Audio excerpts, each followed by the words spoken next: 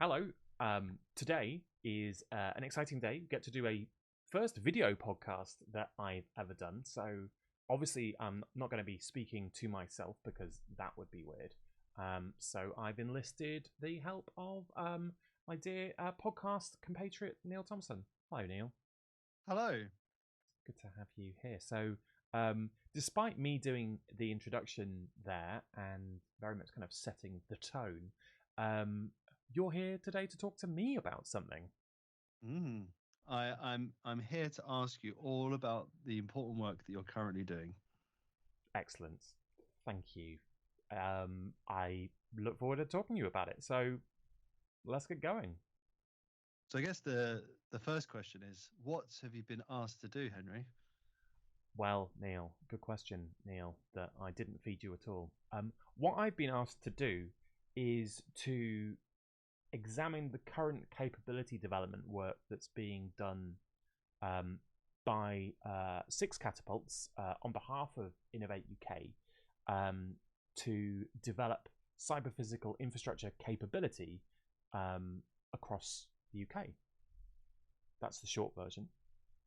And which are the six catapults? Is there only six of them? Is it a There select few? How does that work? there are six catapults. So the catapult network is domain specific, most of them. So we have in this specific call, we have the high value manufacturing catapult, we have digital catapult, we have the satellite applications catapult, we have energy systems catapult, offshore renewable energy catapult, and last but not least, the connected places catapult as well. So all of these different catapults have been um, working on cyber physical infrastructure capability in their kind of specific domains. I guess the next question, right? What is cyber physical infrastructure? That is a well, it should be an easy question, but it's not that easy because we have previously discussed on what is infrastructure. So let's just cut the philosophical stuff for now and just say infrastructure are public goods, public services, roads, rails, hospitals, those sorts of things, economic, social infrastructure. Let's go with that. So that's our definition of infrastructure. And then for cyber physical, if physical is a real thing and cyber is basically technology, then it's bringing, I think a very simple way of talking about it is it's bringing the latest technology to bear on infrastructure. Um, and I think it's really interesting actually because I think infrastructure is has always been about enabling technology. So I've been doing some research on this, and um, even historically, when you look at different countries and through time and the history of all of infrastructure, it's about getting troops places faster. It's about enabling trade. Okay, we're using carts now, so we need a different type of road. Okay, we've got this new technology called train. Well, we need to enable that. Okay, we want to take ships long distances and we want to unload faster than ever. So I think infrastructure has always been about implementing the latest technology, and Mm, cyber physical infrastructure is just that latest version. interesting. So you've been on a journey of discovering these things, obviously. So I mean, where have you got to on your journey? So I gotten to the point of where I've basically looked at this program. I've looked at what has been done. I've looked at the projects that they've delivered, and then my job is to make a series of recommendations for how that can be transformed into a program or into an investment, or how the direction can be set for the UK government to really make itself the world leader in cyber physical infrastructure by kind of continuing in this vein of investment. Oh, interesting. And I guess how have you gone about doing that? Well, so the process was, so first of all, we got access to all of the projects, and there were lots of projects across these six catapults. And then we did a series of informal interviews. Also recruited the wonderful Linda Thompson, who helped out with some of those interviews. And we interviewed because the specific remit, one of the specific remits is how can this innovation ecosystem support the needs of SMEs and industry. So a lot of our interviews weren't just with the program leaders and the academics and those sorts of people who you might traditionally think of when you think of a research and development program. But we were also talking to those individuals, those companies who were involved in delivering that work. And then also, so we've spoken to loads of people. We took a step back as well, and we looked at kind of the wider vision, the wider work that's been done, how all of the various bits of the puzzle, from government to academia to venture capital to kind of data centers and startups and accelerators and all those sorts of things, how they all thought of this space. Right, so I guess you got some examples. What's been done well? What's been done well? So there's been loads of really good things because there's so much to do, right? So the Connected Places Catapult has developed some training material with the Open Data Institute that you can get on the Digital Twin Hub. That's really good because that kind of skill development's been highlighted all across as something that needs working on, something that we need to kind of keep developing. That's really good. I really liked some of the demonstrators. So the climate resilience demonstrator that it kind of came out of the Centre for Digital Built Britain, but as well as that, there's also a very interesting retrofit demonstrator. They have shown what could be done. They've proven the case, as it were, and also highlighted those areas that need kind of further intervention or further investment to really unlock them. So those are some good ones. I really like the Offshore Renewable Energy Catapult's dome concept. They're thinking about this like operational and maintenance system that is effectively like a sandbox on its own. So people can come in and sell simulations into that. That can be reused. So rather than having to rely on one-off consultancy, these innovators can create a bit more of a product approach so that they can have more sustainable business models, which would enable really aggregating much more sensing data. It would basically really kind of create a closer connection between innovators and infrastructure owners, which I think is definitely one of the objectives that we need to kind of get to. Don't want to leave anybody out. The satellite applications have done a kind of digital twin prototype for an innovation center, and the innovation centers around the country where kind of startups can go and test out new ideas is like one of the bedrocks of like achieving innovation in the UK. I would like to talk about what the Digital Catapult have done, but it's all still under wraps. Unfortunately, yeah. So there's still some things that are in the pipeline.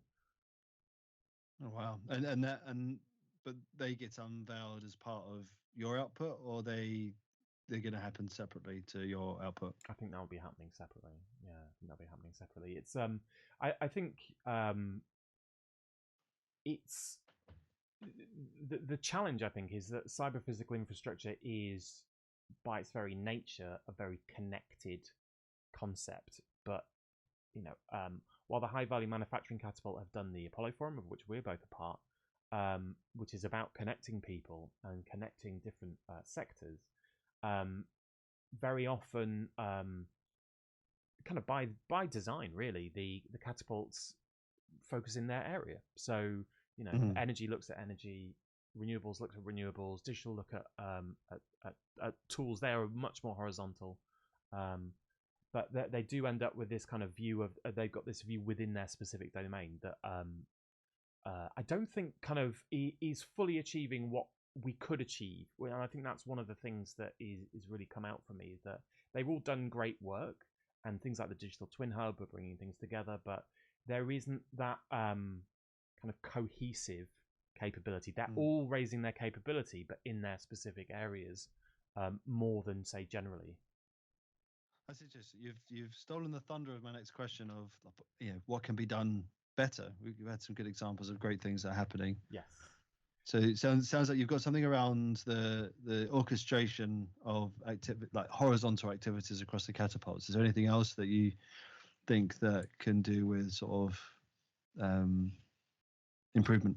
So I think really importantly for me is that we don't try and create some new master program that says, right, we're going to own how all of this works. There are already loads of really valuable initiatives going on, whether it's the National Digital Twin Program or whether it's the work that's going on inside national highways.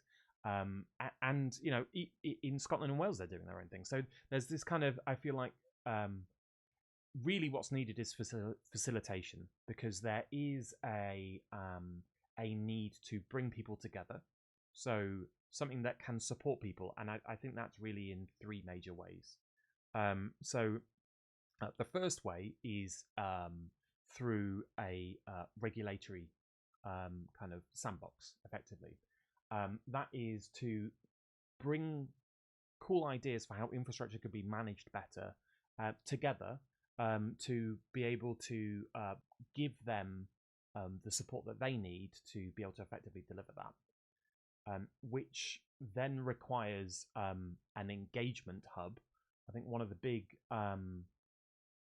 findings of the recent Innovate UK review, that's very long but very comprehensive and looks at all of it, is that often programs lack a front door.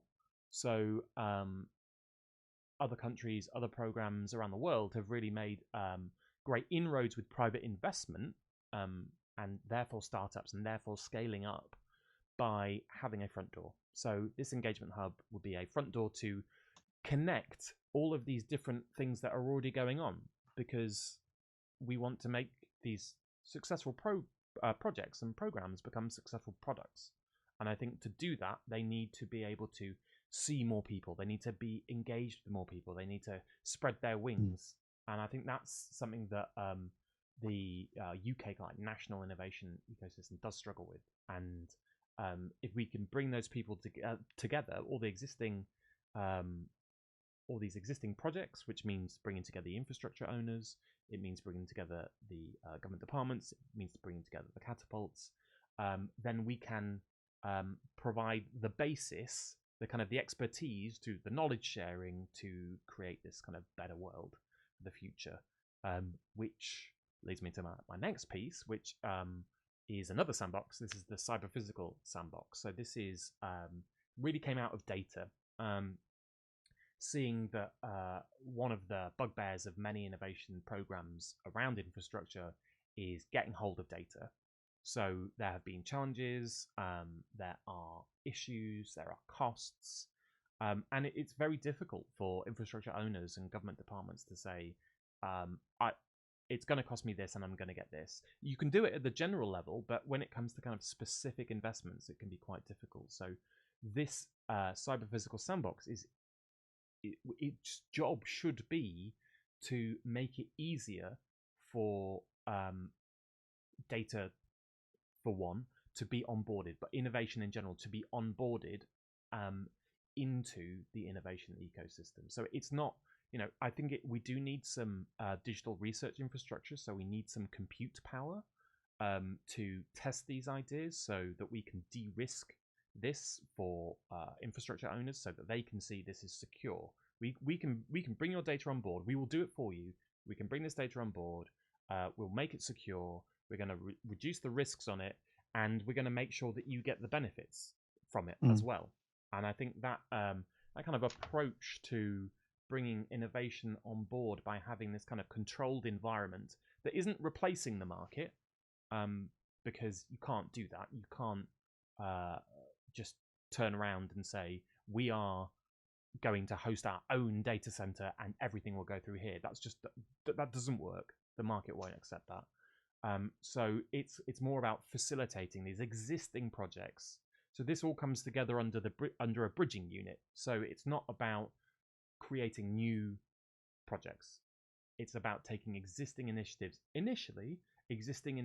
and just having a bit more joined up thinking, creating the opportunity to have shared data models to just reduce the costs and the burdens to these innovation programs by sharing their expertise in how they approach um, innovation and specifically data onboarding.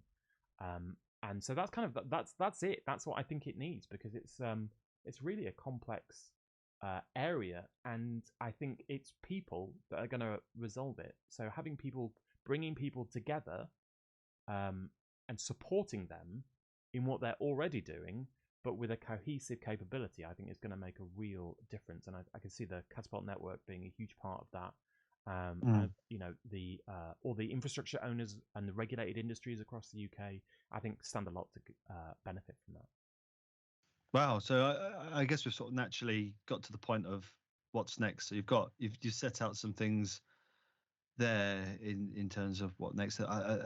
Maybe test what I've heard. So one, there's aspect of there's asset owners and operators, there's regulators, there's government in two capacities. One, government as a procurer and owner of critical national infrastructure, but also the body that sets policy, both from a nation perspective and what we're going to do from an internal policies, how we can improve health and transport and all those wonderful things that impacts our day-to-day lives. And then the other side of it is the Great Britain on the national stage and what it's going to lead in the future. It's led an awful lot historically. Those things don't happen by accident. They require maintenance and great care.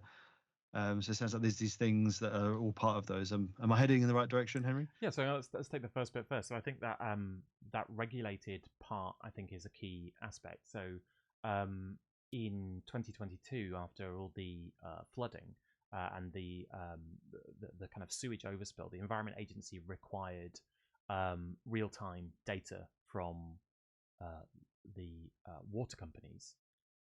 They didn't change the target, but they wanted better, higher quality data from the water companies, and that is a lever for innovation. That has kind of sparked innovation, and I think that is something that we need to explore. That some sort of cyber physical mandate that isn't looking at adding new, more onerous targets, but it's actually looking at having a requirement to improve the quality of measurement. And what that quality means, I think, is something that needs to be further researched. But simply by doing that, that's the first incentive. That's the first incentive to. It will demonstrate that by measuring better, you actually can manage better, and then you can achieve your existing goals better and at lower cost. And that's been, I think that is the crux of this from that government regulated side. And then from the other side, there is international competition in this area. There's all sorts of amazing things happening, and there can be a fear of like authoritarian control of the people, and that is valid and needs to be managed, so that we don't create some sort of big brother state, and that's not something the UK is about. But that just simple things. So if in downtown London all the bins are full, perhaps it's time to empty the bins.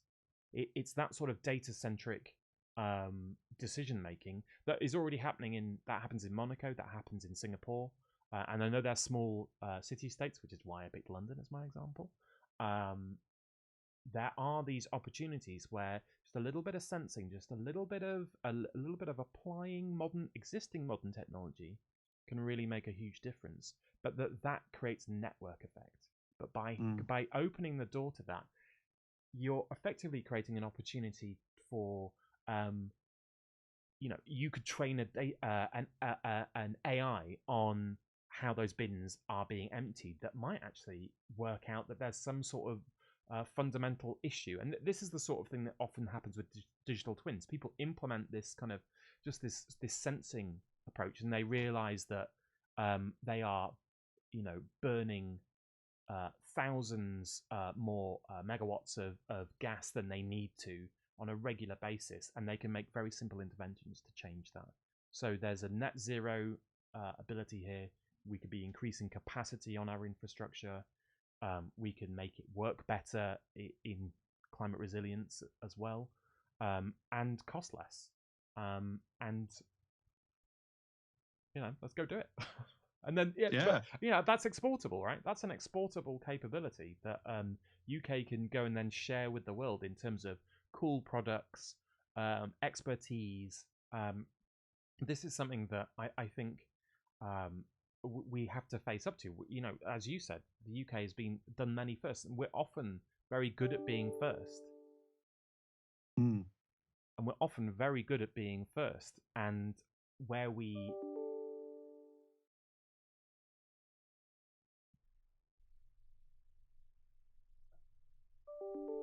I'm just about to get loads of notifications. Turn off all notifications from Outlook. And so we're very good at initiating and innovating, and we know that where we sometimes fall down is in that long-term exploitation of that capability, in that long-term growth. So that is why we need that front door. We need to foster this product view of these solutions so that we can get way better capability. That's really interesting. I guess we're at the point of I feel like I should summarize of what I think I've heard from you, and we let our good listeners on with their days. So Henry, you're in a very lucky position. You've been able to look under the hood of what, I mean, we were talking about what is infrastructure and what isn't, so I'm going to stretch that slightly, but essentially the infrastructure for innovation. You've been asked to review what is the government's infrastructure for enabling innovation across different sectors. So you've looked under the hood in all the areas where those investments are made, and that's sort of encapsulated by the activity of the catapults. And it sounds like you found that, one, the catapults are doing valuable work. Two, they're doing things that are vital to innovating solutions to problems that we've got in the here and now, things around climate change, things around the use of AI and data-driven approaches.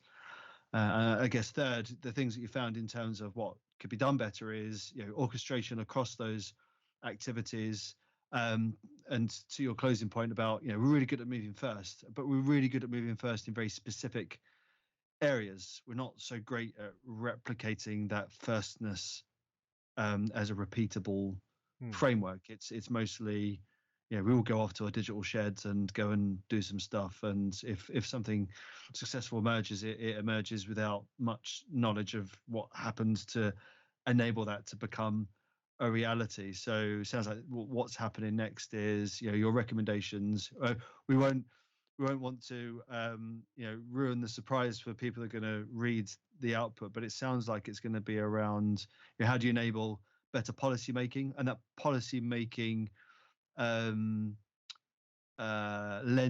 lenses are around, one, improvement of national productivity and sort of the internal policies of how do we get better services and taxpayers' money going to the best value, and then outward looking in terms of enabling a nation and markets of companies that are set up in the UK to be able to stand on a platform globally to develop new capabilities, to export new capabilities, and essentially provide a new platform for UK PLC to show that firstness is more sustainable than just finding the next best idea. It's about implementing those and creating commercial frameworks that can enable those new tax revenues, new capabilities, new types of training, better quality employment, etc.